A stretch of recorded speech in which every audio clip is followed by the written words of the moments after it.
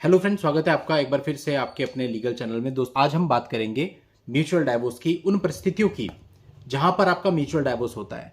अब इस वीडियो को कई सारे लोग ये सोच के छोड़ देंगे कि हमारा तो म्यूचुअल डाइवोर्स हो नहीं रहा है, तो हमारे लिए वीडियो काम का नहीं है। ऐसा बिल्कुल भी नहीं है, क्योंकि चाहे आपका म्यूचुअल डाइवोर्स नहीं हो रहा और आपका 498 चल रहा है, 125 चल रहा है, डीवी चल रहा है, डाइवोर्स केस चल रहा है, लेकिन यह सुनिश्चित है कि आप म्यूचुअल डाइवोर्स पे जरूर आएंगे। सामने वाली पार्टी म्यूचुअल डाइवोर्स पे जरूर आएगी। आज नहीं आएगी, 2 साल बाद आएगी, 3 साल बाद आएगी। आप ये समझिए, जितने भी ऐसे मामले चलते हैं उनमें 90% से भी ज्यादा मामलों में सेटलमेंट होता है, चाहे किसी भी स्टेज पे। यानी आपको इस स्टेज से होकर जरूर गुजरना पड़ेगा। इसलिए वीडियो इक्वली इंपॉर्टेंट है, चाहे किसी का म्यूचुअल डाइवोर्स हो रहा है, चाहे किसी के केसेस चल रहे हैं, और चाहे म्यूचुअल डाइवोर्स की बात चल रही है। आप सभी के लिए वीडियो बहुत आवश्यक है, क्योंकि बीच बीच में कई बार होता है कि आपके केसेस चल रहे होते हैं, कहीं से आपको पता चलता है कि वो लोग सेटल करना चाह रहे हैं, आप कोशिश करते हैं और बात बन जाती है। उसके बाद क्या होता है, कैसे होता है, उस पर ये वीडियो है, क्योंकि एक रिसेंट मामला मेरे पास आया है। उस रिसेंट मामले के बेसिस पर आपको ये मैं बता रहा हूं। सबसे पहले बात आती है कि जब म्यूचुअल डाइवोर्स होता है तो तय होता है कि कितने में होगा। फिर लड़की वालों का ये होता है कि पैसे हमें पहले दे दो। चलो जैसे तैसे उस पर भी निगोशिएट करके ये हो गया, आधे पैसे पहले आधे पैसे बाद में। और उनके प्लेस पे फाइल होगा, यानी आपके प्लेस पे भी फाइल नहीं होगा, और अगर ज़्यादा दूर है तो वहाँ भी जाएंगे, वहाँ उनका इन्फ्लुएंस भी होगा। तो बहुत सारी चीज़ें होती हैं, ये सब चीज़ें हैं। अब इसमें जो सबसे पहली आपकी बात है, जिम्मेदारी है, वो ये है कि आप अपनी पिटीशन का ख्याल रखें। जो पिटीशन आप फाइल कर रहे हैं वो आपकी बहुत टू द पॉइंट होनी चाहिए, अप टू द मार्क होनी चाहिए। उसमें आपके राइट के लिए हर एक चीज़ लिखी गई हो, और लड़की के जो अधिकार हैं म्यूचुअल डाइवोर्स के बाद उसे खत्म करने के लिए हर एक पॉइंट को कवर अप किया गया हो। कई सारी चीजें होती है, मेरा ही मामला था, मेरे ही शहर का, वहां पे सब कुछ खत्म हो गया। और सब कुछ खत्म होने के 6 महीने के बाद, जब डाइवोर्स की डिग्री भी आ चुकी थी, उसके 6 महीने के बाद लड़के को 498 का समन प्राप्त हुआ। यानी लड़की ने छुप करके एक केस करवा रखा था, जिसके बारे में लड़के को कभी कोई जानकारी नहीं थी, कभी कोई पुलिस से कॉल नहीं आया, और सीधा उसको कोर्ट से समन आया। अब ऐसी परिस्थिति में क्या, लड़की तो पैसे लेके जा चुकी है और डाइवोर्स भी हो चुका है, लड़की दूसरी शादी भी कर चुकी है, अब लड़का फंसा रह गया 498 में। तो ऐसे भी होता है, ऐसे भी कुछ केसेज हो सकते हैं जिनके बारे में आपको कोई जानकारी नहीं है, आपने पैसे भी दे दिए, डाइवोर्स भी हो गया, बाद में केस सामने आ रहा है। तो ऐसे केसेज के लिए, ऐसी कंप्लेंट्स के लिए भी कंडीशंस डालनी बहुत जरूरी होती है।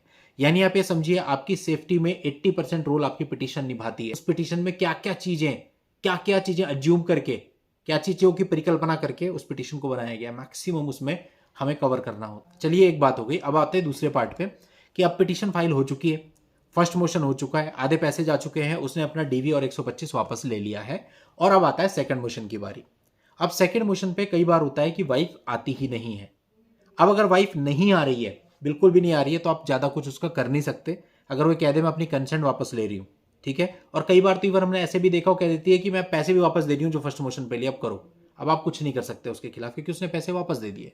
और कुछ मामले ऐसे भी हैं जिनमें पैसे भी वापस नहीं देती, कोर्ट में भी नहीं आती है, आपका केस खारिज हो जाता है और आपके पैसे भी वेस्ट हो जाते हैं। ऐसे में भी आपकी पिटीशन मुख्य भूमिका निभाती है। अगर आपकी पिटीशन बहुत बेहतरीन बनी हुई है और उसमें इन सब चीजों के लिए टर्म्स एंड कंडीशन डले हुए हैं, तो ठीक है, आपके पैसे फॉर द टाइम बिंग चले गए, लेकिन आप उन पैसों की रिकवरी के लिए मनी रिकवरी का सूट भी फाइल कर सकते हो, और आपके अगेंस्ट फ्यूचर में वो लड़की कहीं पे स्टैंड भी नहीं कर पाएगी। ये फायदा मिलता है एक अच्छी पिटीशन का। अब बात आती है कि जो मामला है हमारे पास आया, उसमें ऐसा था कि फाइनल मोशन से पहले कोर्ट ने बोला कि आपका एक मीडिएशन होगा, काउंसलिंग होगी, जो कि अब बहुत सारी जगहों पर कराया जाने लगा है, और ये फॉर्मली होती है, इसमें ज्यादा कुछ नहीं होती। फाइनल मोशन है, रिपोर्ट बना के दे देते हैं, मीडिएशन फेल हो गया, और उसके बाद फिर जो डाइवोर्स हो जाता है। लेकिन दोस्तों, कुछ जगहों पे हर एक जगह की प्रैक्टिस अलग होती है। तो जहां का मामला था वहां पे ये था कि मीडिएशन सेंटर पे वकील साहब के साइन होने बहुत जरूरी हैं, उसके बाद ही वो मीडिएशन की रिपोर्ट आगे भेजेंगे, तो उसके बाद ही आपका फाइनल डाइवोर्स होगा। और उस केस में जो वकील साहब थे, उनकी हो गई तबीयत खराब, वो हो गए हॉस्पिटलाइज्ड, और जो बंदा था उसके पास वकील साहब के सिग्नेचर नहीं थे। अब इशू खड़ा हो गया, क्योंकि मीडिएशन सेंटर वालों ने मना कर दिया, आपके वकील साहब नहीं आएंगे तो हम इसको करेंगे नहीं। अब वकील साहब कब आएंगे पता नहीं, क्योंकि वो तो हॉस्पिटलाइज्ड है। अब ऐसे में क्या किया जाए, बंदा फंस गया। दूसरा लॉयर करे, वहां पे प्रथा यह है कि पहले आपको एनओसी लानी पड़ेगी, एनओसी के लिए भी उन वकील साहब के सिग्नेचर चाहिए, वो सिग्नेचर करने की हालत में नहीं है। तो ऐसे में आप फंस गए बहुत बुरी तरीके से। तो ऐसा कुछ जगहों पर होता है, चलता है, जहां पर मीडिएशन होती है। हालांकि ऐसा तो मैंने भी पहली बार देखा है कि मीडिएशन में वकील साहब के साइन बहुत जरूरी है। हमारे यहाँ पे हालांकि ऐसा नहीं होता है, अगर दोनों क्लाइंट अपियर हैं तो दैट्स इट, वकील साहब की ऐसी कोई जरूरत इसमें नहीं होती है। पर जहां होती है वहां आदमी फंस जाएगा। तो ये सब चीजें भी आपको ध्यान में रख के चलनी है। और ऐसे में देखिए, उनका जूनियर आ रहा है, लेकिन प्रॉब्लम यह है कि जूनियर का वकालतनामा लगा हुआ नहीं है। वकालतनामे पे केवल सीनियर के साइन है, जूनियर के नहीं है। अगर जूनियर के साइन वहां वकालतनामे पे होते तो वो मीडिएशन में साइन कर सकता था और चीजें आगे बढ़ जाती, आपका काम हो जाता। जहां तक पेमेंट की बात है, उनकी लिटिगेशन फीस की बात है, उस बंदे का कहना है लिटिगेशन फीस मैं पूरी दे चुका हूं। अब गलती आप किसी की भी नहीं कह सकते, लेकिन अगर ऐसा आपके साथ होता है तो इसके लिए एक चीज हो सकती है। अगर आपके यहाँ पे इस प्रकार की प्रैक्टिस है तो हमेशा ध्यान रखें कि वकालतनामे पे एक दो जूनियर के भी साइन करवा लें म्यूचुअल डाइवोर्स में। उससे ये होगा कि किसी कारणवश कोई ऐसी परिस्थिति बन जाती है, कोई दुर्घटना घट जाती है जिसकी वजह से वकील साहब नहीं आ पा रहे हैं, कोई भी परिस्थिति बन जाती है, तो वो जूनियर उनके बिहाफ पे साइन करके आपके केस को आगे बढ़ा सके। तो ये कुछ चीजें होती हैं जहां पर आदमी फंस जाता है और उसके सामने कोई रास्ता नहीं होता। अब करे तो क्या करे, कितना खींचेगा डेट्स। वैसे इस मामले में बहुत सारी डेट्स लग चुकी हैं और फिर कोर्ट भी बहुत ज्यादा वेट नहीं करता है। और मैक्सिमम जो टाइम इसमें दिया गया वो 18 मंथ्स का है। 18 मंथ्स तक खींची जा सकती है, अप टू 18 मंथ्स। उसके बाद कोर्ट भी पिटीशन को डिसमिस कर देगा।